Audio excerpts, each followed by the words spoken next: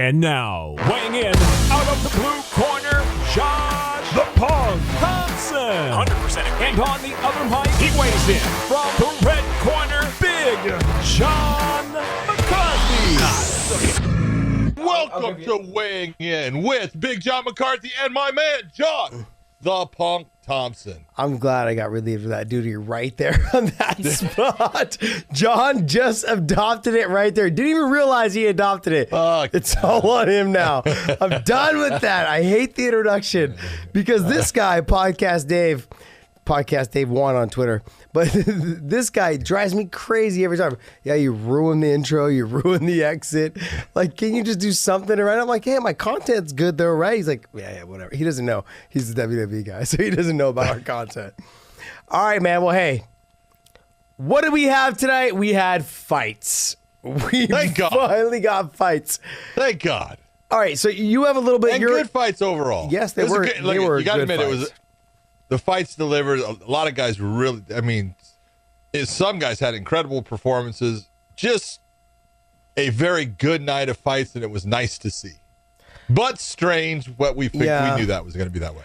Yeah, I actually was texting back and forth with DC, and I was like, hey, I fought in Japan, and I could hear the announcers like saying the things that they were saying, and I don't forget that. And so I was like, you asshole. So I said, DC, whatever you do, don't yell so loud. I can hear you through the TV without even like having to listen to you. Like I can hear the echo from the microphones that hang over the cage.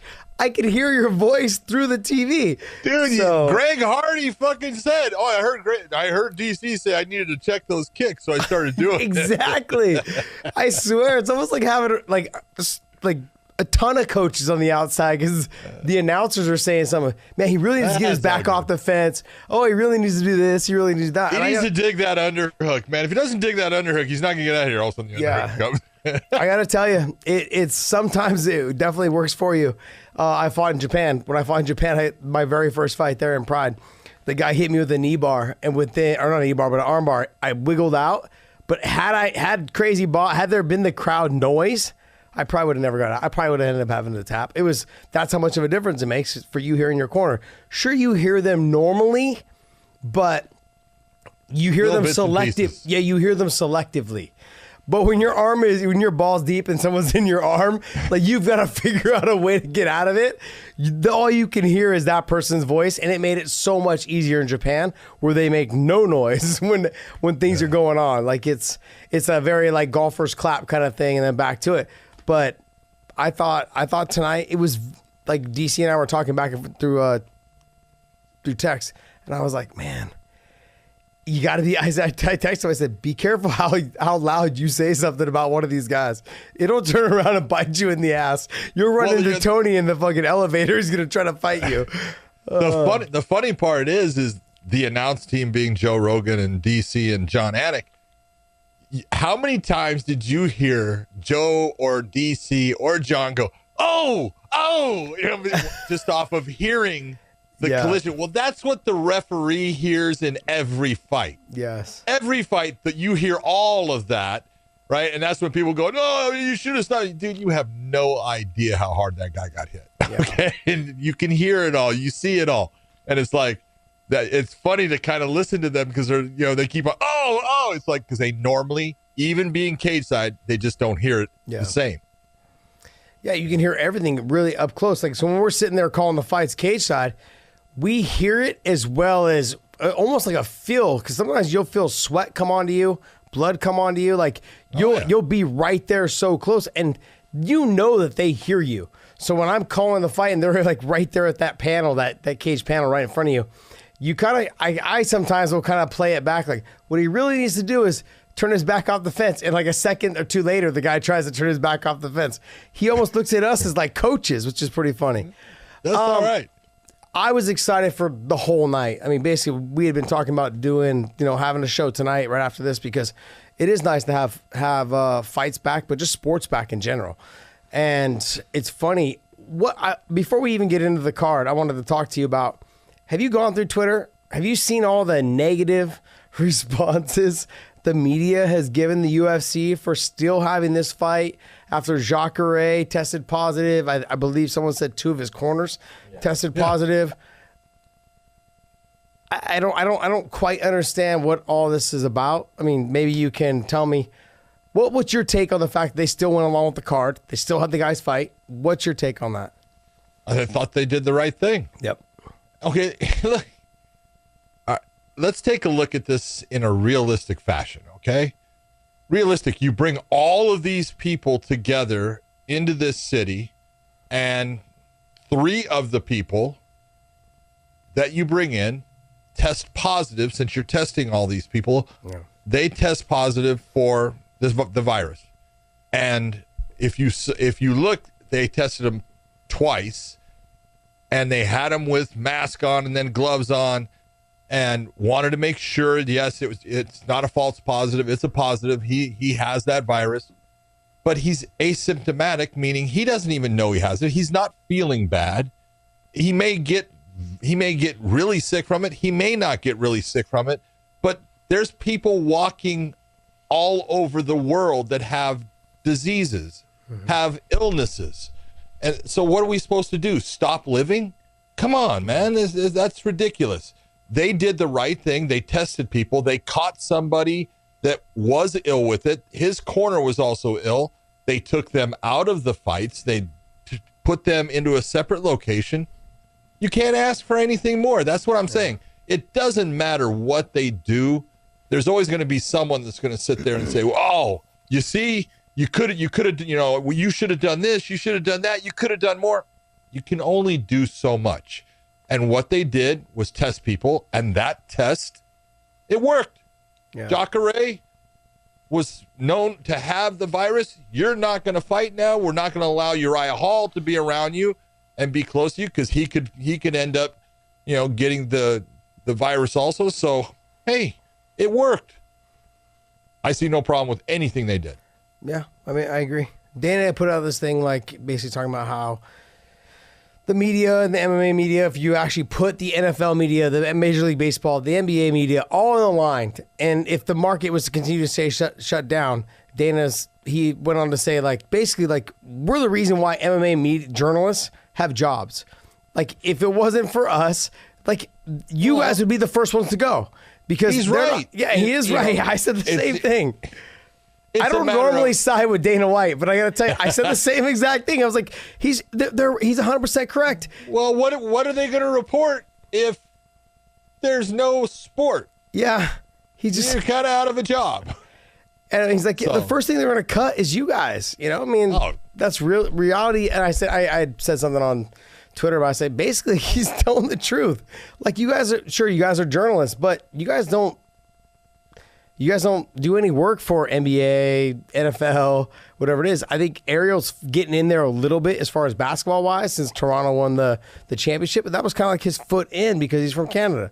So in that area, how great it was for them to win it, he kind of was able to kind of get himself in. Who knows? He may end up doing other sports, but not all those guys have that type of opportunity and potential. Not at all. And the whole thing is, if you want to be that person that is looking for something to find fault in, is looking for something to blame, is looking for something to say, "Oh, I think this could have been done better," there's always going to be something you can find. Yeah. What good is that? You know what? You look and say, are they doing things the best that they can to take care of this problem and move forward? Yep. Yes, they are. Yep. Good job. Congratulations. Yeah, when we had originally, like you and I both, we wrote on them pretty hard during that time when they were trying to get the fights done to Apache. Apache Palace. That was a different situation. We were balls deep in it. People, the testing, the curve wasn't going down, which is where it is now, and the testing wasn't what it is now. So when you put all those things together, the UFC is doing the best way that they can, the only way they know how to do it, and they've made some changes. Obviously, you can see DC and Joe and Anik are like, 10 feet between all three of them. It's like, and they're trying to call fights. It's hilarious. It was actually fun. I was texting DC back and forth, and I was like, "How is it?" He's like, "Wow, this is strange." I don't get it. Okay, why are they doing that when they tested John Anik and they tested DC and they tested Joe Rogan and they came back negative? Well, they can sit together. What's the difference? I mean, doesn't matter. I mean, yeah, they're trying to do the social, and again, this is where they're trying to do everything they can. Okay, I don't have a problem with it, but they really didn't have to do that. They could have had those guys together. What's the difference when they're standing there for that one moment where the start of the show, they're standing instead of being as close as they normally are for a tight shot, they're kind of getting separated. I'm like, it's just not working, guys. Don't do that. Just be yourselves, man. They're trying, though. They're trying. Yeah, like I said, you're not going to fine. hear me pat them on the back too often because people call me a hater, but I'm not throwing shit. I think they did a great job tonight. Obviously, I felt like some of the fights turned into like sparring matches because there was no crowd. Some of them rose to the occasion and had dominant performances. I mean, realistically, I just felt like Michelle Waterson and Carla Esparza, that fight, I would have felt a little bit more electricity had the crowd been around. But then, like you said, they also fought a very good fight that was before that. Was it Nico Price and... Price and, God dang, Vicente Luque. So that fight was a good fight. It was, see, that's the thing. Is when I started watching that fight, I felt like they settled into like a sparring mode. But then by the end of the second, they started picking it up. The shots started landing a little bit cleaner, and there was a little bit more like force behind it. But the first round and a half, I felt like it was just a sparring match. And I don't know if that came from the crowd. Just my outside opinion. I'm just like basically speaking. The non-crowd? Yeah, the non-crowd. Like it was the lack of the crowd. I mean, yeah. I'm walking out, no energy. In the cage, no energy. Well, what's so funny is that you listen to. Yeah, it's because of you just get into a rhythm and you get into this is the way you do it. So you're listening to Joe Rogan, and he'll, Vicente Luque, ladies and gentlemen. There's no ladies and gentlemen, man. But it's because it's what he does all the time. So it's just habit. It's kind of funny, And I'm listening to Buffer. He's trying to go over the top to make it right. And, it's like, Bruce, just be you, man. Just be you, dude. Yeah, there's like except for the jacket again. Yes. Holy shit! What pillow did he steal that off of? Oh man, he has some unique style. Anyways, yeah. So what was the first fight that stood out on the card? I thought the Vicente. Yeah, there was the first fight of the night was a really nice. Yes. Submission, beautiful work, and again, it didn't end in the submission, but I mean, he was going after things, and I think the fight on the scorecard 30-24 or something like that. Crazy. Sam Alvey? Was it? No, not the. Okay, that's not the first one I saw. I saw the. God dang it! What's the kid's name? I can't think. He was going against Charles Rosa. Oh, Mitchell. Mitchell, yeah, Mitchell. Very good on the feet. Damn. I mean, very good on the ground. On the ground, just nasty all over. I was like, wow, this is very impressive. His transitions, try to hit the twister. Very nice work. Very nice work. He likes that twister, man. He already got one. Yes, I think his was the second twister ever in the UFC, right? I thought it was the first. Who hit the second? First was Korean Zombie against. That's right. Leonard Garcia. That's right. He got the second one. I think he was saying, "Well, I'm going to get number 2 and 3." Yeah. Couldn't get it, but I mean, just the kid is fun to watch on the ground. Mitchell is fun, and I thought the Vicente Luque and Nico, God damn, they were bombing on each other. Yeah, they were just going. I just enjoyed the hell out of it. It was fun to watch, and it was the. I thought Joe called it right when he's saying Luque has got very good technique. It's smooth and it's disciplined and it's sleek and he keeps things tight. And Price is just going for it. He's just a guy that I'm going to go for it. I love that about him. His eye got closed up and it was a good thing in the end. That he was not going to do well with one eye in that fight. So really good fight. So. We Carla and Michelle Waterson. Who did you have? I had Carla winning. Okay. I thought it was close. Yeah. It was. I thought I'm trying to remember back now. I think it was the first round. I think went to Carla. Mm-hmm. And third round, I don't remember now. But I think I had it 29-28. But two. I mean, you had a 30-27 one way, and a 30-27 the other. and Sal D'Amato had it 29-28 for Esparza. Yeah. So I don't understand either one. It was clear that Waterson won the second round. So She won the second round of that fight. I had that fight. I thought it was going to be a very good, like, tactical fight, but I also thought Michelle would use more of her side kick, like more of her long range kicking. She didn't do that. She got up into some exchanges. Carla kept jumping in. I think that kind of threw Michelle off because she wasn't sure if she was jumping in for a takedown or if she was jumping in to throw the straight punches. So that threw her off. I think the threat of the takedown obviously changed the dynamic of the fight. I just felt that was one of the fights that wasn't a sparring match, but I'm saying we would have got more out of it had there been a crowd. Maybe. Had there been a crowd. So go ahead. You got to look and say that the Anthony Pettis Cowboy Cerrone fight. What a good fight. Amazing. I mean, they were both just going. Donald took some shots in that and just kept coming back. Man, good fight. I thought Pettis won. Yeah. But a really good performance by both guys. So that was a fun fight. I've always known that Donald's had really good grappling. He just, I think, doesn't use it as much as he normally does in a fight. And so tonight when he started using a little bit of wrestling, a little bit of grappling, I think it could have paid dividends, but he just hasn't used it for so long in a real fight. It's one thing to do it in practice. Allen Iverson, we're talking about practice. Nah. You know what I mean? It's one thing to do it in practice. It's another thing to actually get it done in the fight. And Sure it is, but you've got to do it in practice. Yes. If you ever want to get it done in the fight. Yeah. And so I wonder, like, he had easy, good takedowns. He just, when he got to that position, he had almost like he was so tense, he gave up the position right back to the feet. He did nothing. Yeah. He got the takedown, and the judges are looking when you get a takedown like he got, which is, it's just a, basic rolling down to the ground. Well, the judge is then waiting to see what you do with the position. Yeah. And he didn't do anything with it. And Anthony said that at the end of the fight. He goes, yeah, he took me down. He goes, but he couldn't do anything. Yeah. And he didn't. He didn't take one shot on the ground. So those takedowns did nothing for him. What was your take on the eye poke at the end?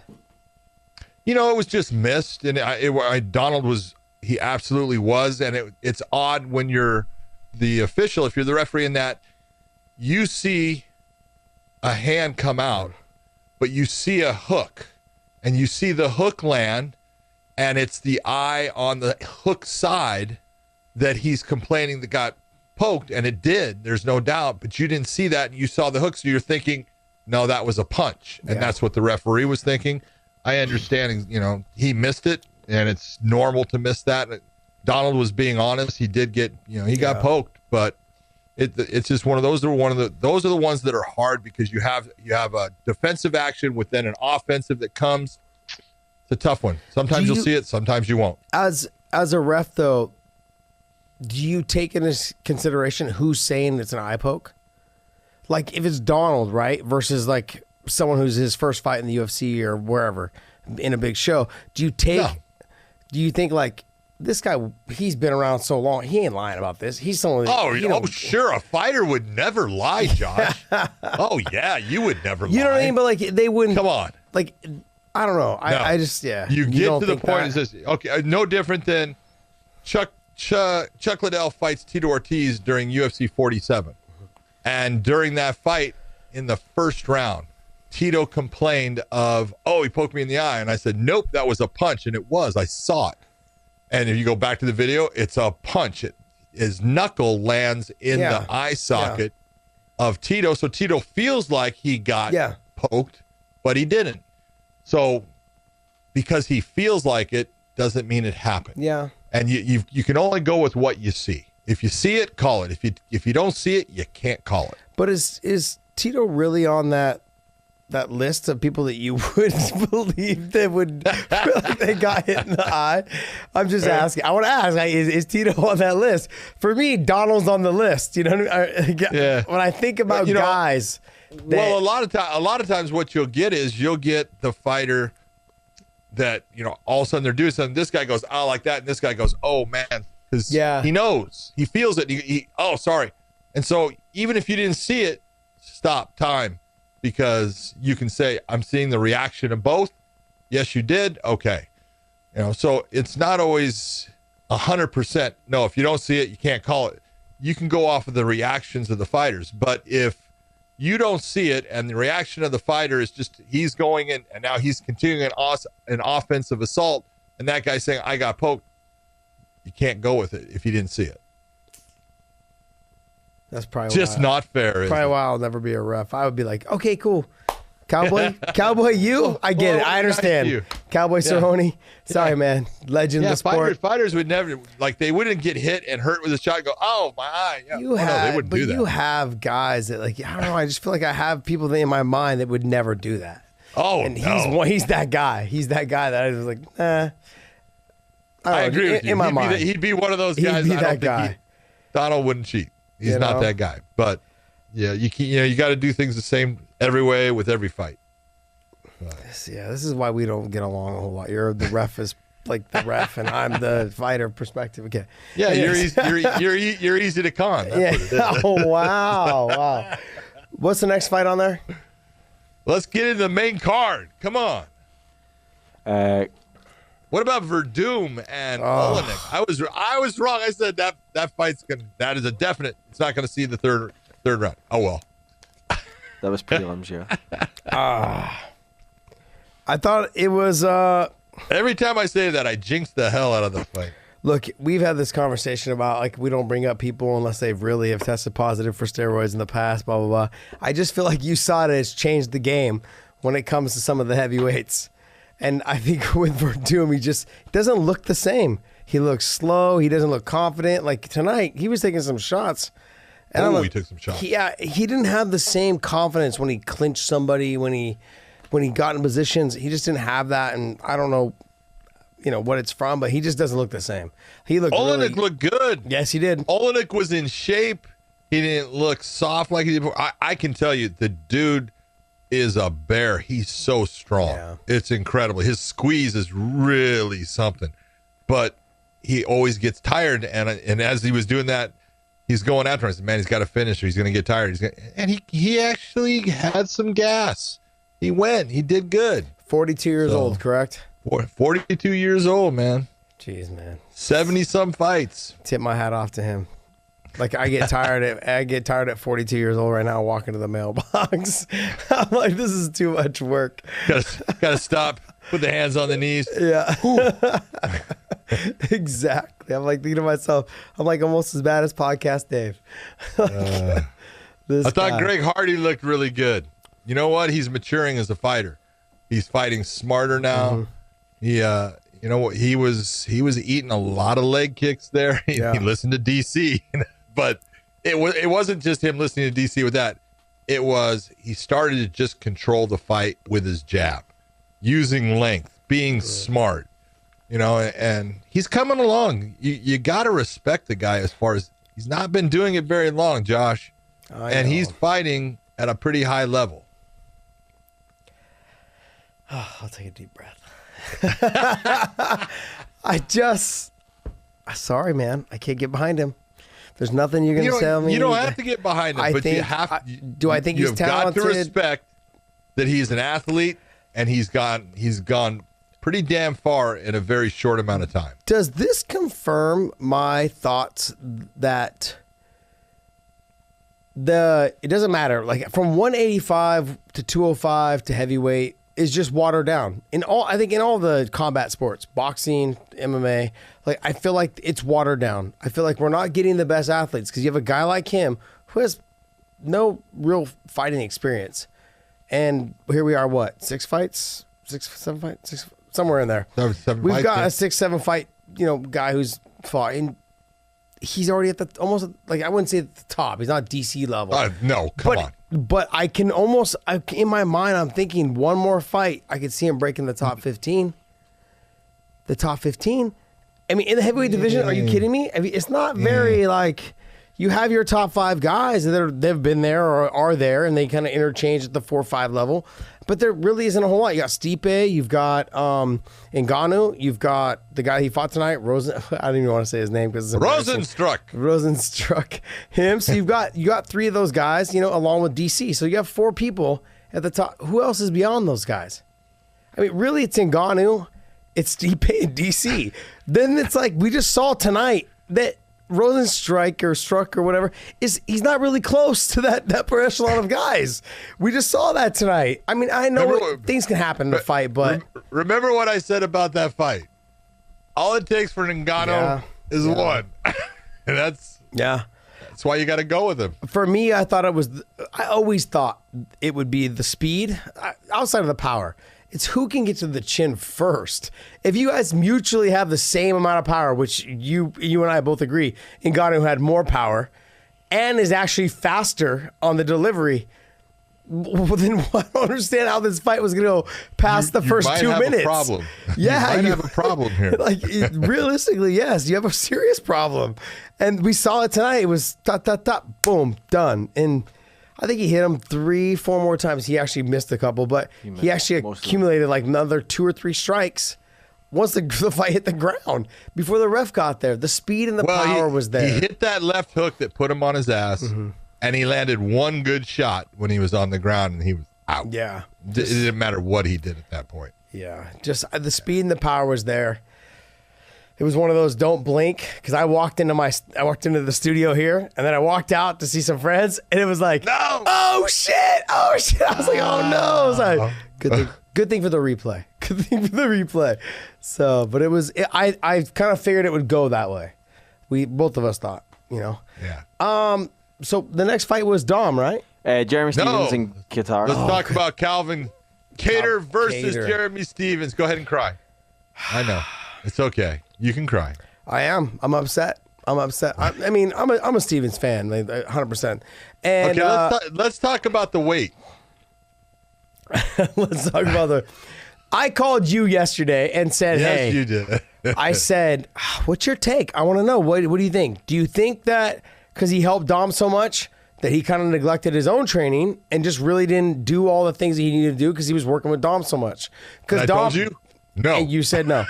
And I said, or he ended up getting injured like probably 2-3 weeks ago and hasn't been able to really do a whole lot of cardio. You said, and I told you no. You said, and we talked about this, and I said I don't see Jeremy doing that. But then, as you iterated earlier, like fighters don't lie, really, Josh? And so I don't see in my mind, I don't see Jeremy Stevens saying, you know what? This guy's really good on the feet. I'm going to keep this fight on the feet. I want to carry that extra couple pounds without having to put my body through it, make him make the weight, and then I come out and didn't have to really go through the last 5 pounds or 4.5 pounds. I don't want to believe it, but you seem to think that, and I'm going to let you go on it because for me, I'm a Jeremy fan, and I don't want to believe it. Well, first off, I'm a huge Jeremy Stevens fan. I love the guy. I think he's a phenomenal fighter, and I thought he was fighting his ass off. Yeah. In that fight, he was doing really good, and it looked to me that was a guy that had energy. And many times when we see Jeremy making weight, he's got spurts, and then you see him having to back off because he doesn't have that same energy. And I'm not gonna get on him and say, man, that's just wrong that you missed weight, because yes, it's wrong that you missed weight, especially by the amount that he missed weight. But sometimes it's a strategy. And it's a tactic. And I honestly think in the end, it was, hey, we can try to kill ourselves and get down to that weight. And then we're going to have a hell of a hard time having any chance against this guy that we know is really good, really strong on his feet. And let's not do it. We're going to cut this right here. We're not going to try to make that weight, and we're going to come in heavy. And we're going to feel good. And, hey, it didn't work in the end. He got hit with that elbow that put him down. But, man, he was fighting really well in that fight. He was smacking Calvin a couple of times and putting Calvin on his heels. So I look and go, hey, that was the right call. Whoever made it, be it Jeremy, be it Eric Del Fierro, be it whoever, it was the right call to make. I look at it like you would be changing, like in my mindset, how I've always thought the weight cut was not the most important thing, but it was that last thing for fighters to mentally just say, I've accomplished my whole goal of getting to the fight. And if you're saying what you're saying, when guys, I've always thought this, when guys don't make weight, when guys cut corners, it's because mentally they're not all there, which means that something, I'm just going based off of what if what you think happened, all of a sudden he had already kind of given up in his head. The cutting the weight, the how can I get an edge on somebody else, that to me is giving up in your head already. You've already lost the fight. And don't get me wrong, he fought a great fight. I thought he was, but I'm only going based off of what you think. What you're saying is he potentially did that to gain an edge to avoid the full weight cut, which some guys have done. And you're saying he's mentally weak. I'm not for cutting a corner. Hold on. Yeah. You're saying he's mentally weak for cutting a corner. I don't agree with that. I think maybe he's mentally strong in saying, hey, to beat this guy and move myself up into contention more, if I cut this corner, it's going to give me an advantage and I'm going to do it in this fight. That's not a mentally weak guy. That's a smart guy. Okay, we have a different feeling on that. All right. We have a different feeling on. We right. can agree to disagree. No, I just first off I want to say I don't see him doing that. So I just in my mind I'm thinking something happened where he just wasn't able to make the weight. Maybe the diet and nutrition wasn't the same for this camp. Whatever. In my mind, I'm going to say that because I have a belief in Jeremy. Jeremy doesn't seem to me that type of fighter. Maybe he is, maybe he's not. But I don't know. I don't feel that. I don't feel that at all. Oh, let me ask you a question. When you were fighting, were you a calculated person? Were you a calculated fighter? Did you game plan? Depends on what part of my career I was in. That's very true. Let's say, I agree with you. Let's say when you actually had a semblance of intelligence later on. I was pretty much retired by then. It was done. Any type of mental capacity where I need to actually control my feelings and emotions. No, I didn't have that. Also, John, you just used Josh Thompson and intelligence in the same sentence. That was your biggest mistake. That was a mistake, wasn't it, Dave? Yeah, big mistake. Man. What was the question again? See, exactly. Did you game plan? For fights? Did you game plan for fights? Yeah. Yes, of course I did. Did you watch your opponents? Did you see what you thought was his strengths? What was his weaknesses? Did you sit there and say, I think that I can, if I force him up against the cage, I can clinch with him and I'm going to start to break him down doing that, or I'm going to stay at distance. Did you do all those things? Wait a second. I see where you're going with this, but before you're trying to trap me into something that's not there. The reality is yes, I did do all those game plans, but I never cut a corner and basically not making weight. And I don't believe Jeremy did that because you were not a guy that dropped a ton of weight. I agree. So the weight cut for you was, it's tough, but I can make it every time. And so you always made it because you felt like that was your responsibility. And I agree with you. It is your responsibility. Isn't that every fighter's responsibility? I agree with you. It is your responsibility. That's what I said. But sometimes guys get to a point they go, I think if I cut this corner and take this and make it an advantage, it'll work for me. That's called game planning. Look, the reason why I'm only going to agree with you, I don't think he did it, but I'm saying I'm going to agree with you that it is game planning. But there are guys that I've worked with before in the past that haven't. OJ did it either. if the glove doesn't fit, you must have quit.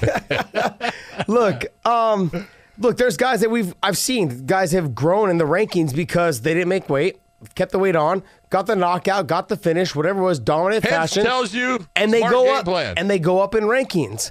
Like you're thinking to yourself, you didn't even make the weight, and sometimes you missed it by 5 or more pounds, and yet you went from number 7 to number 4. So if you're gonna keep continuing to condone and say it's okay for these guys to go up in the rankings when they don't make weight, then you're gonna start having a little bit of issue. I think later on, and when guys start speaking up, which I don't know if they will with the UFC. Fighters don't really normally speak up in that organization. Yeah, but then you're never going to get a title shot if you can't make weight. No, yeah, you're right, but you can though. That's the thing. I understand. We've had this conversation. Like some, like Bellator, right? We'll let the guys fight at whatever. We know that they can make 55. They want to fight at 55. But if they want to meet with their opponent and say, hey, let's just fight at 65 for this fight. There's no reason for us to cut the last 10 pounds. And both guys say yes. Okay, what do we care? As a promotion, what do you care? You're not fighting for the title. We don't care. But then aren't they putting themselves in a situation like TJ Dillashaw where when they actually need to cut the weight to get to the title fight that they want to fight for, they're at a disadvantage because they're doing that weight cut for the first time or for the first time in a long time or whatever. But the thing is, he should have never been cut into that weight class. We established that when we did our interview with Dwayne Ludwig. Like, first off, it was just ridiculous. He cut way too much weight. Way too much weight. And anyone that you gotta understand. All right, I want you to think about this. Go ahead. I'm talking to Dave now. I need you to, please, because there's nobody that doesn't understand the sport more than him.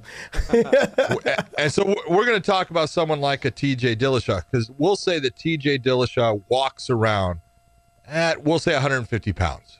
Okay, that's about what he walks around at. Okay, so he's 150 pounds. So he goes and he does a body fat test that basically comes back where it says, hey, you've got 6% body fat, and your muscle and your skeletal frame, all of this with tendons and everything, you weigh in, that weighs at, we'll say 132 pounds. Okay? Mm-hmm. That's 132 pounds. So you're talking about 18 pounds of fat and other things that are in your body. So what it's telling you when you have that 132 pounds and you're trying to make a 125 pound body weight is you have to lose actual muscle to even get there. And you're always going to have fat in your body. Fat surrounds your organs. It protects your organs. So when you have basically 5% body fat, you're basically at 0. So it's unhealthy. If you look and say, you've got this number, your solid body mass is 132 pounds, and you want to fight at 125. That means you've got to lose 7 pounds of solid body mass for you to even make that weight, on top of the fats that's there that you're going to need some of that anyway. So it's actually more. That's why you look and there's guys that do these things, and TJ did that, and you look and you go, you're crazy. You're losing actual solid body mass to try to make a weight, and it's going to kill your performance. I fought Keith Yamamoto in Japan on 2 weeks, or not Japan, but in Hawaii on 2 weeks' notice. And I had to cut to 143 to fight him. So I cut to 143. I was walking around 170. And it took me to get down to that weight. I lost a ton of muscle. So it took me probably about another 2 months to put the muscle back on, because I had lost so much muscle in two and a half weeks. So it's not beneficial. Even if TJ would have won that fight, he wouldn't have been able to get back up to his normal walking around weight the proper way for him to have good performances at 135. And if he was to try and basically continue to fight at 25, it would have wrecked his body. So I have no idea why he was trying to get there. It's just one of those things. But why not go to 45? Yeah, but why not go to 45 then? So it just was one of those. I think he just put his foot in his mouth, started speaking, didn't realize where it was going to lead him, and he ended up doing something he shouldn't have done. So, yeah. Dave's over there cringing. What other fights were on the card? All right, so you guys already covered Ngannou and Rosenstruik, right? Yep. So then we got to Henry Cejudo versus Dominick Cruz for the most controversial stoppage of the night. The last couple days, I've been back and forth with John, just so you guys know, because John's going to fill you guys in a sec. I got to tell you, man, Dom's one of those guys, and I feel like this way about Pedro Cavallo as well. And you and I were talking about this. You walk up to them, and you're thinking to yourself, there's no way that Dom's beating Henry. There's no way. Like, Henry's faster. Henry's got better wrestling. Like, there's just no way. And I walk up, and I start talking to Dom, Dom's telling me this, telling me that, telling me this. And right as I'm starting to turn my back and walk away from Dom, I'm thinking, yeah, he's going to fucking win. No way he's losing to Henry. No way. He's going to take him down. He's going to throw him over. He's got this.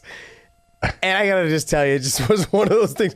I really, at the weigh-ins, he got there first. He was ready to go. Everything's a calculated measure with him, and his fight IQ is above and beyond. And I was just like, wow.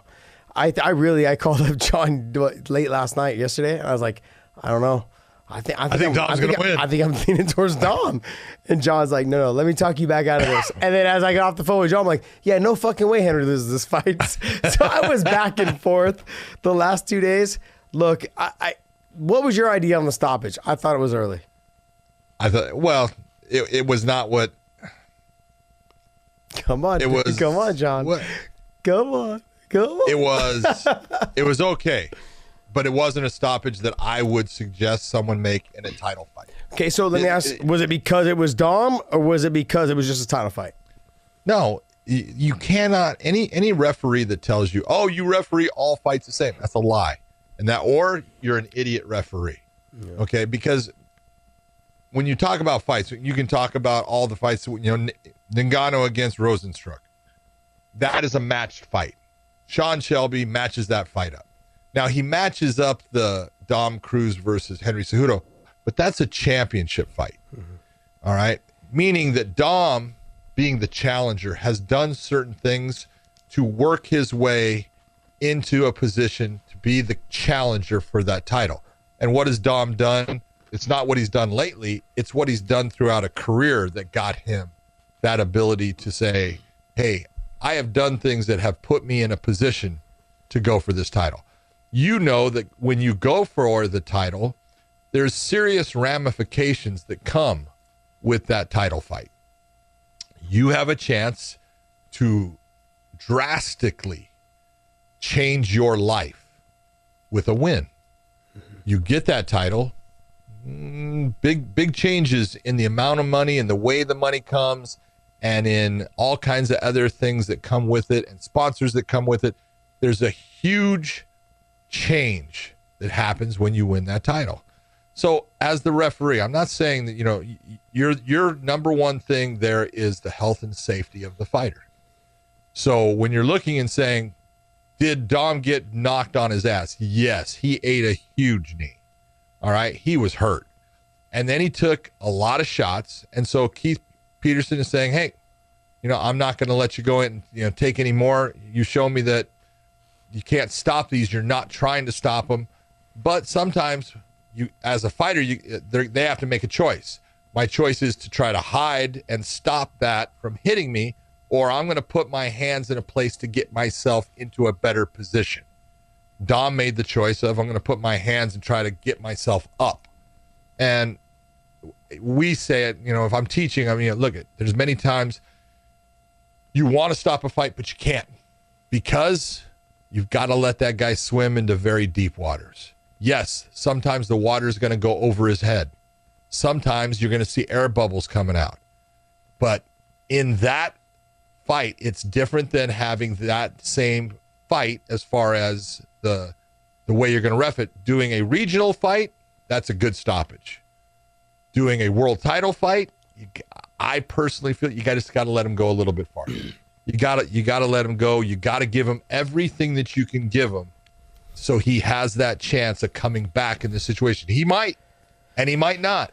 Yeah. But you got to give him everything that you can give him. So not horrible, but would I have liked to see it go a little bit more? Sure, but it's just the way it is.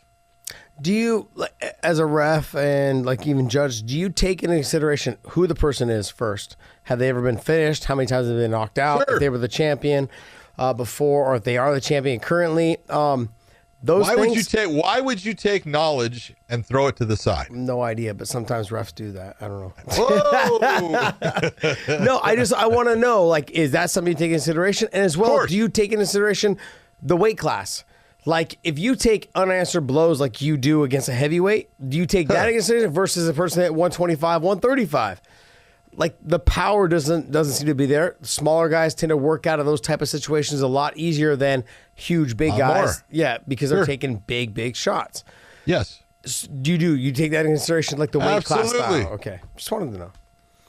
You take everything that you can, you take into consideration. Who is that person? What have they done in the past? How have they recovered when they've been hurt? Look at, I had Dom get hurt by Cody Garbrandt multiple times in that fight.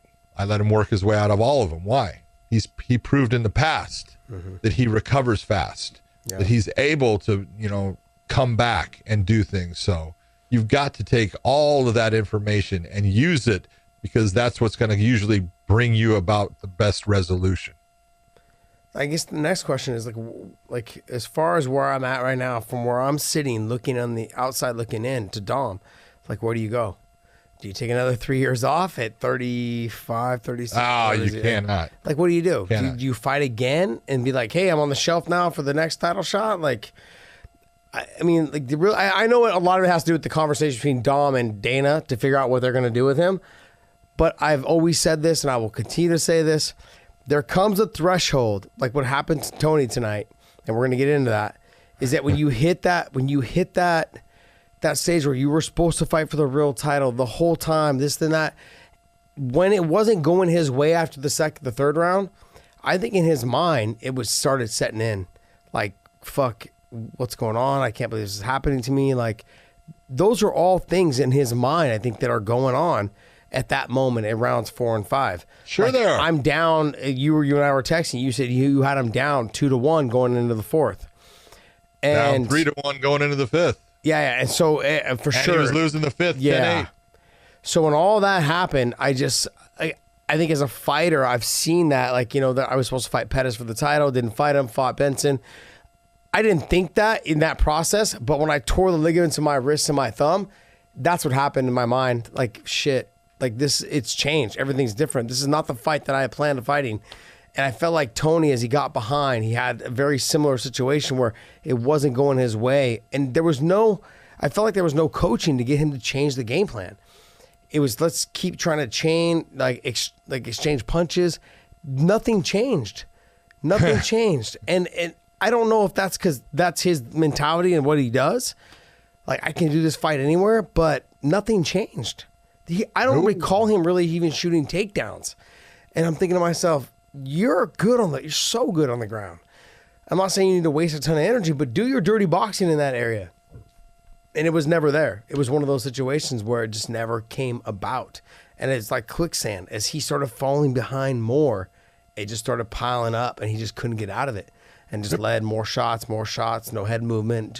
And as you're getting hit, you think you're not slowing down, but you're slowing down. Your pace is slowing down, just not in your footwork, but the way your hands get released, the way your kicks get released, the more you get hit, the slower it all comes off of your normal reactions. You. Yeah, everything. Yeah. And it just built up, and I think as it started, it was like a snowball effect. By the end of the third round, he was like, this is not going the way I thought it was going to go. All right, let's go back to Cejudo and Dom, though. Because Cejudo was fighting a really good fight. He was fighting really smart, very controlled, no emotion, just taking all that exaggerated footwork and lateral movement that Dominick does and waiting on it at times. He's landing some big shots on Dom. The leg kicks he was landing were solid, really sharp. Now, all that stuff, he wins the fight and says he's retiring. Someone kept. We were all here. I didn't hear him. Do you say believe that. him? No. He's not retiring. You know what he's doing. He's money ploy, baby. Money ploy. Hello, Let's baby. go. He's telling Dana, Pay hey, up, baby. I'm going to retire here because you're not paying me what I want. Smart move. Yeah, I mean, here's the thing, though. He's champion. He's not going anywhere. So they're going to sit him on the sideline until he's willing to sign for what they're willing to pay him. Do I think I don't know how much he's asking for or what ballpark he's even in, but I don't know how far they're going to go with the 125-pound division, and they've already stripped him of the title, I believe, right? They stripped him. So he's not the champion anymore. He's not the champion no there anymore. But he's at 135 right now. But I mean, he can go to 25. But how many more fights are they going to have? He's winning at 35. No reason for him to cut the weight. I mean, he can do whatever he wants. I've just seen this before. We've seen this before play out with other fighters. Ask Randy how it went. I mean, like you ask these guys. Tito Ortiz tried to leave too, right? I mean, like these guys have all tried to leave and they all come back. The reason why they come back is because they can't do anything. They're going to either get sued, they're going to have lawsuits against them, they're going to use all their money, they're going to be stuck where they're at. He can't leave as a champion unless he truly, truly retires. It doesn't matter if he retires and like 4 years down the road says he wants to come back and fight. Nope. Got to fight for the UFC. Still got you on the title, baby. That's you're baby. still, and you guys got to remember, every time they fight, defending their title or fight, extends their contract 3 more fights. Yep. So you like as soon as you fight. So when we got into this whole thing with Cyborg, with Chris Cyborg, with her, she wanted a 1 fight against Amanda Nunes. But if she won the title, she wanted to leave. And she automatically was stuck having a 3-fight contract. She had 3-fight contract after that. Yeah, That's why she didn't sign the deal. And this all goes back to BJ Penn way back in the day when he left after he fought Matt Hughes. That was the first time that all happened. Like bounced and took the title. And it just was one of those scenarios. They learned from that, and that's why the Chris Cyborg fight didn't happen. And that's why I think with Henry, it's not going to work. You either want to fight or you don't. And you want to fight when you're in your prime, buddy. What is he, 31? 30? I think he's 31. 33. 33. Is he really that old? 33. Gosh, man, 33 already. Old? Did you say 33? Well, he came old? to AK right after. Jesus Christ, you must be ancient. Yeah. I mean, I'm not as old as you. I act a lot older than Dave, which is really scary because I try not to act my age.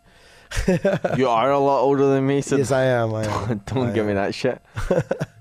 I did have one time. I'm going to give you a little story. I was doing a weigh-ins. We were in Iowa. I'm doing weigh-ins, and I walk out of this weigh-in thing, and this lady goes, "Oh my God, you're Joe McCarthy, right?" And I said, "Hey, how you doing? Nice to meet you."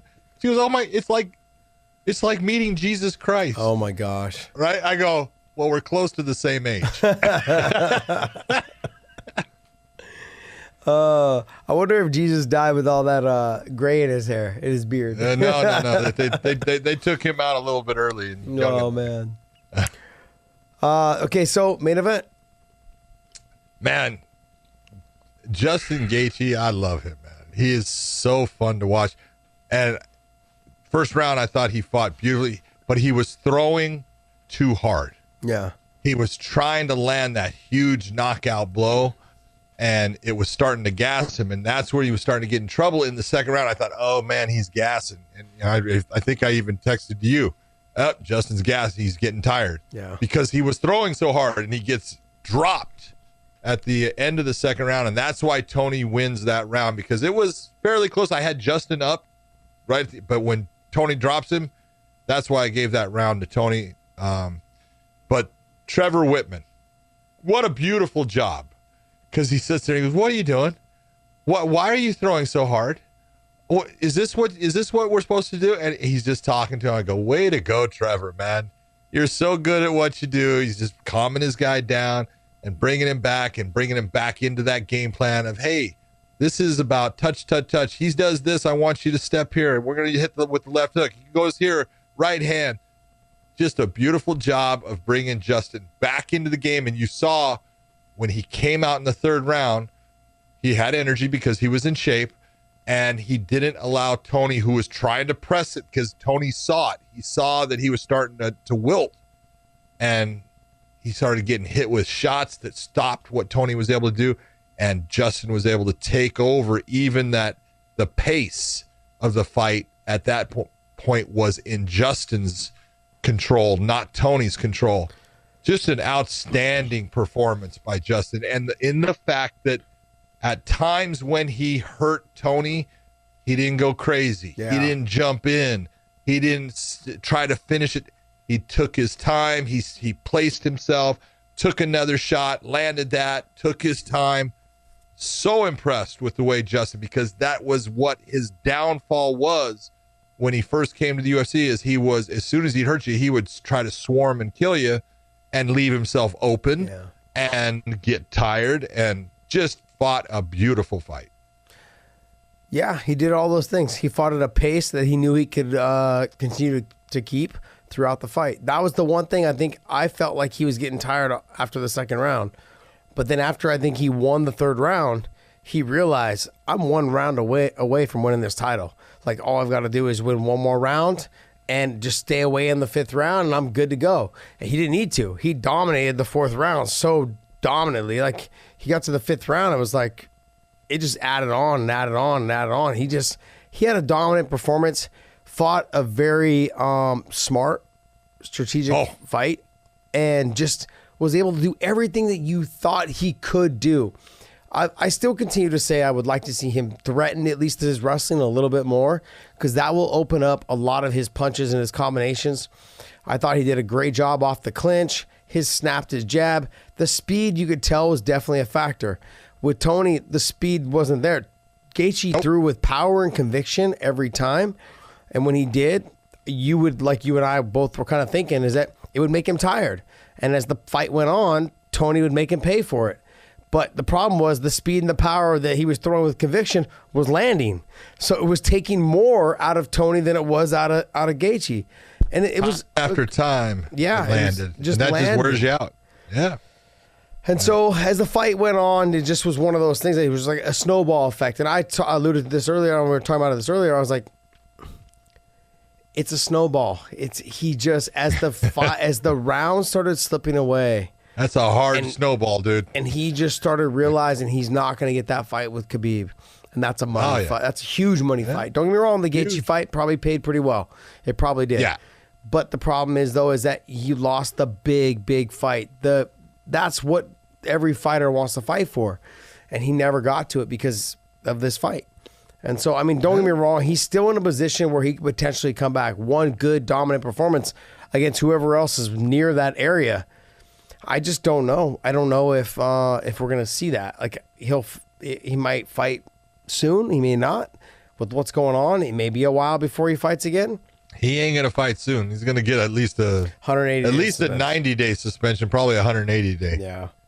So. Yeah, I don't know. I never would have thought I'd seen that position where he was in.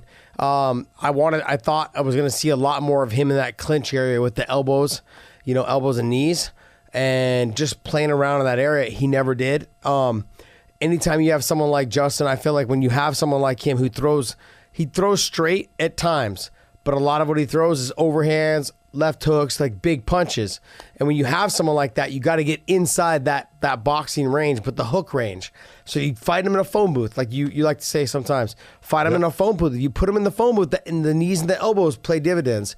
And I thought that Tony would get him to that position, use the long push kick, which he never really did. He never got a rhythm to it. Man, that was what I was like. Yeah. Not using that push kick. That push kick is because when he uses that, where does his chin go? It goes back. Yeah. And when he does a lot of his other stuff, his chin comes up, or he's off angled, he's off balance. Yeah. And he does a lot of awkward things that, he gets away with, but a lot of times he's in a position to get hit. And Justin was hitting him during those times. But that I really thought that push kick to the abdomen, right to the solar plex, he's so good with it. He didn't use it that much. He used it some, but not like he should have. That was a tool that he has that he should have exaggerated. I felt like the push kick would have led to what we've seen in some of Gaethje's past fights, where Gaethje kind of like tucks his elbows in and kind of hunches over at the waist. And I was like, well, that leads perfectly to Tony getting to like some sort of darce or guillotine. I thought we would have saw more of the push kick when it started having some effects, than going right to that front headlock position or the guillotine position or anything along those lines for the snap down, because he loves to hit that little snap down right to his darce. And so I thought we would potentially see some sort of game plan like that. Never saw it. It never built up. The push kick was pretty much non-existent. Then off of that comes all the weird combinations, the straight left off of that, or the straight right off of that. Like, it just never came. And when it never came, I think, like I said, as a snowball effect, at the end of the third round, he was down 2-1. And I think in his mind, he knew that. And I didn't hear any adjustments in the corner between 4 and 5 that made me think that he was going to get anything near what he needed to do to get that win. What did you think of the stoppage? I thought it was good. I thought it was good. It was good. It was. I thought it was good. I think Tony you saw a couple times where he looked like in a position where he just didn't want to be there. But it was dazed. He was dazed and confused. Here's the thing that Herb is looking at. Herb's not a dummy. He's sitting there and he's going, look at, I believe that Justin is up 3-1. Yeah. This is the 5th round. Okay. And he's probably winning this at, he's at least winning at 10-9, probably 10-8. And so is there any way for Tony to win on the cards? No, there's no way for Tony to win on the cards. All right, does he have a puncher's chance anymore? No. All he is a punching bag. All right, does he have a submitter's chance? No, because we've gone 24 minutes or so and he hasn't locked up one thing, hasn't really tried for one thing. He had an Imanari roll that was just ridiculous because he was out of position to do it. Wasn't even the right time to do it. He doesn't even have a submitter's chance. Okay, so I now have a guy who's turning away from the fight and is actually shaking his head and acting in a way that telling me he's going to get knocked out. Do I need to see the final nail in the coffin to stop this fight? No, I don't. I'm stopping the fight, and that was a really good stop by Herb Dean. Yep. No, wow. I can't disagree. What? I said, wow, just changed my mind. Oh, I thought it was a great stop. I thought it was good because when you see someone stop and look like which way they're at, like which way am I facing, looking for their opponent. That's just the fighter in them that's doing that. Like, but the reality is they're not there. And so he took some clean shots throughout the fight and just was accumulating as it went on and went on. So I thought it was a good stop. I mean, I hated to see it because I really wanted to see the Khabib and Tony fight because those two guys match up so well. I guess I'll ask you the question. Now that we know it's Gaethje and Khabib, how do you see it? I see, but I told you, I think that Gaethje presents problems for Khabib because of his wrestling and his wrestling background and the fact that leg kick, his leg kicks are good and he's very good at keeping people from taking him down. Now, I'm not saying that Khabib can't take him down. Khabib can take him down. But can he keep him down? I don't know. We'll see. You know, in the stand-up, I think Gaethje's got the advantage. No doubt about it. I think he hits harder than Khabib. I think he hits from better angles. His leg kicks are better. And on the ground, Khabib's got the advantage. But Khabib's got to get it there, and it's not going to be an easy task to get it there. He can do it, but he's got to do it multiple times in the fight. Go ahead. Talk about your boy. Oh, man. I think you just sold everybody that was listening to a bill of goods. I just don't see it. I don't see it, man. Okay. Do I think he has the power? Yes. And all I heard from guys like Brendan Schaub and Rogan and all these other guys is everybody that covers MMA is that Khabib had no shot on the feet had the fight stayed on the feet against Conor. Well, I just feel like when people have to continuously worry about a takedown that's so on point like Khabib's, they don't release their hands. Their hands are stuck at their elbows are stuck at their hips, and they're not trying to block their punches as much as they're trying to defend the takedown. And that opens up, and we saw it with Conor. I went back and forth with Schaub for I don't know how long. Oh man, if he fights the way he fought Ali Quinta, Conor McGregor's gonna knock him out, blah, blah, blah. I said, look, the guy's so afraid of getting taken down, which Gaethje will be afraid of that. And no, is he a good wrestler? Yes, he's a good wrestler. Go ahead. I'm listening. He should. I should say this. He should be afraid. Gaethje should be afraid of the takedown, which he will be. And I think. Why are you going to be afraid of something? I have seen. Okay, what do you mean? Why would he be afraid? He can't stop it. When you can't stop something, you start to worry about it. I don't think Gaethje has any success of stopping Khabib's takedown. Okay. I think he might stop one or two based off the setup or whatever the position is. I'll give Brendan Schaub some credit here. He pulled out the right name. He pulled out Al Iaquinta. Yes. Because Al Iaquinta had some success with Khabib, didn't he? Yeah. Well, what's your idea of success? Hold on. Khabib his opponent changed 7 times that week and had to fight Al Iaquinta, who's what, 5'7", 5'8", different style fight for the whole thing. I mean, I get it, but I like where we're going. Go ahead, let's get this rolling. Who's a better wrestler, Al Iaquinta or Justin Gaethje? It's not close. No, stop. Let's just say it's Gaethje, but height and being able to get underneath someone and get into the legs and the takedown is completely different. Yes, it is. Okay. So Gaethje's a better wrestler. Who's got more power? Al Iaquinta or Justin Gaethje? Oh, Gaethje for sure. Okay. So who's faster, Ally Quinta or Justin Gaethje? Ooh. Justin Gaethje. I wouldn't say by much. I like though. Al. I wouldn't Al's say a by. good, I tough wouldn't say fighter, by man. much though. I wouldn't say by much. So you've got a very good comparison in that, yeah, he's fought someone similar to Gaethje, but I don't think that he's going to take Gaethje down easily. I'm not saying he's not going to take him down. He can take him down, but you're trying to compare Conor to Justin, and Conor is a guy that has learned wrestling in a jiu-jitsu gym. Mm-hmm. He's learned wrestling by working on his MMA wrestling. Okay? Gaethje has a background in wrestling as a Division I wrestler.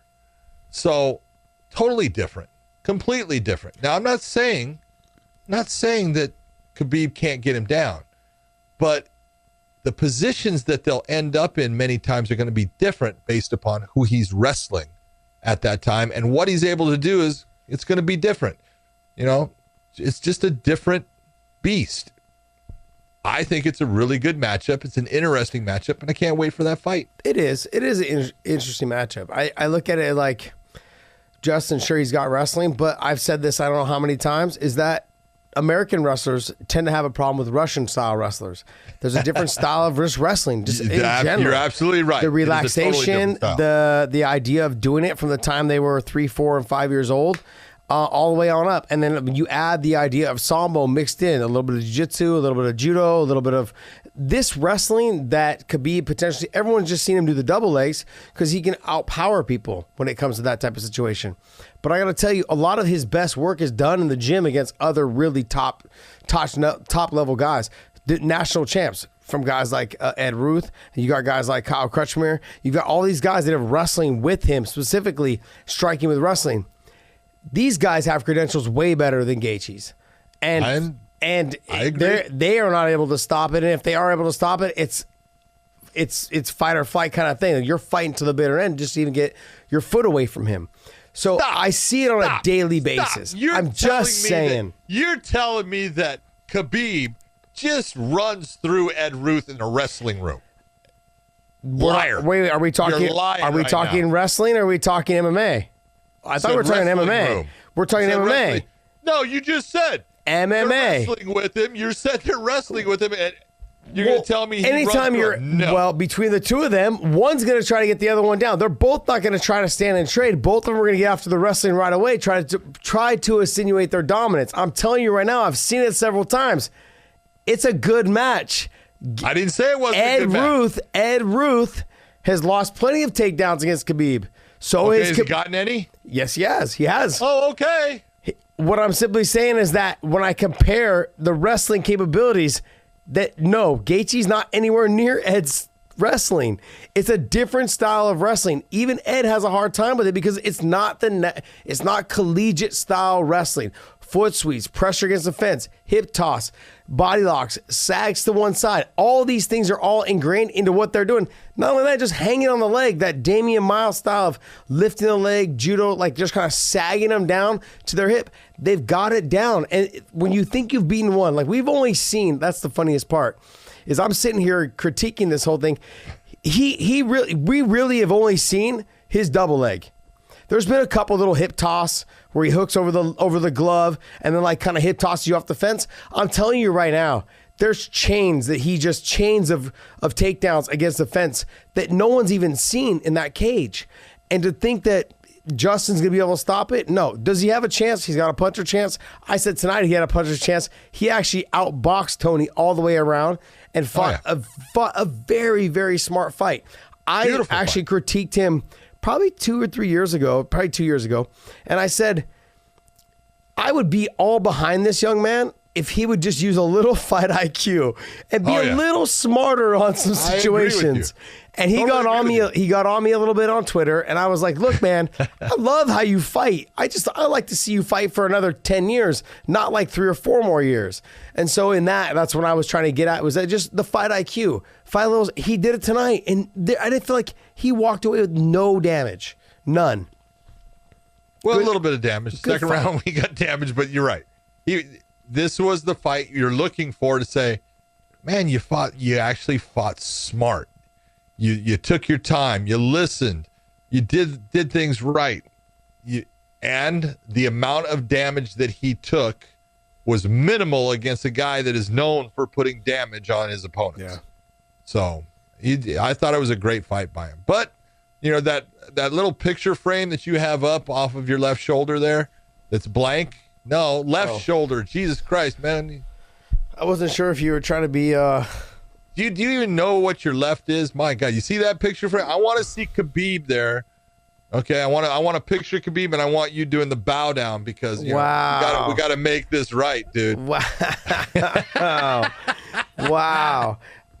Look, I don't see it happening. I don't see Justin beating him. I think that I don't think he poses more of a threat than Tony did. I don't see stylistically, like the MMA math. For me, I feel like it doesn't favor Justin at all. The opportunity is here for him now to see if he can get it done.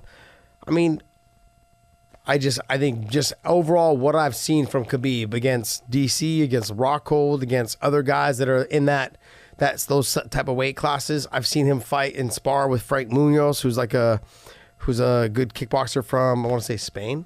Anyways, these guys, I mean, I've seen him do really well against big guys. And to think that guy that's 155 pounds, 175, 180, I just don't see it. I don't see it. The takedowns, I've seen him take top-level guys down. I'm just thinking to myself, and they can't get up. And so when I see this on a routine basis, like I'm just like thinking to myself, you guys haven't even seen what he's capable of. And people don't realize all the inside leg trips, the foot sweeps, the hip toss, the different ways he grabs the grips on whether it's your wrist, your elbow, it's just different. And he does it better. Him and Islam, they've got a bunch of other kids that, guys that they bring out from Dagestan that are training, but none of them have the fluidity the two of those guys have. So the Islam and Khabib, the two of those guys have something that's just, it's a different style of wrestling that we're used to seeing, and I've seen national champs, All-Americans from Oklahoma State, from Iowa, from wherever, from Penn State. They're all in that room, and they don't have as much success as people think. We'll see, though. We'll see. That's why you fight the fight. Where does Tony go from here? That's a good question. It's Tony's getting older. Tony's 36, almost 37 years of age. So, this was a hard fight for him as far as he took a lot of damage in this fight. Boy, you got to admit, man, he has got freaking just big balls, man. He took big shots throughout that fight and just kept coming. Guy is just a stud, man, but he really is in a position where he could be one fight away from getting back into it. He really could. You could look at him fighting a Dustin Poirier or someone like that. If Dustin wins, Dustin moves up into that. He's back in the mix. Or if Tony wins, he's back in the mix. I can't remember who. I think Dustin's supposed to fight someone coming up here. I can't remember who it is. But yeah, I don't know. It'll be interesting to see who they put him against. It's a tough situation to put him in. Almost like I feel like with them, they're going to put him against a young up-and-comer, whether it's Dustin or somebody else who's a little bit younger, that they can try to match him up against. But it's a shitty situation for him to be in. I can tell you that. Horrible. But, this is a choice. And, he had the choice to say, no, I'm going to wait for Khabib. He had that choice. Yeah. Maybe. Well, at least we think he had the choice. How's that? That's true. All right, my man. Well, hey, we got fights now. We're happy about that. Thank God. Happy about that. And then after we have fights, there's another card on what, Wednesday? 2 days. Wednesday. Sorry about that. Yeah, Wednesday. Good card. You got virus on your chest there. I know.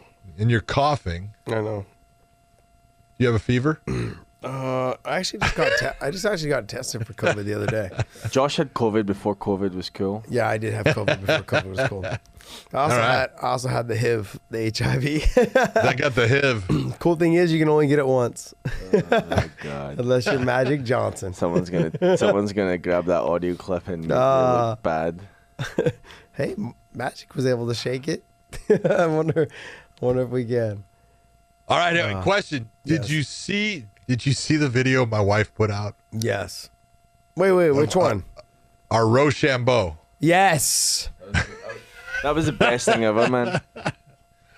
I'm glad you won 3 out of 2. I Or want you to Wow. know, I did not want to do that. That was not my idea. Sure. That was all her. I swear to God, man, that was all her idea. I go, no, I don't want to do this. She goes, no, let's do it. It'll be fun. It'll be funny, right? I go, You must have made her mad somewhere like in the last couple days.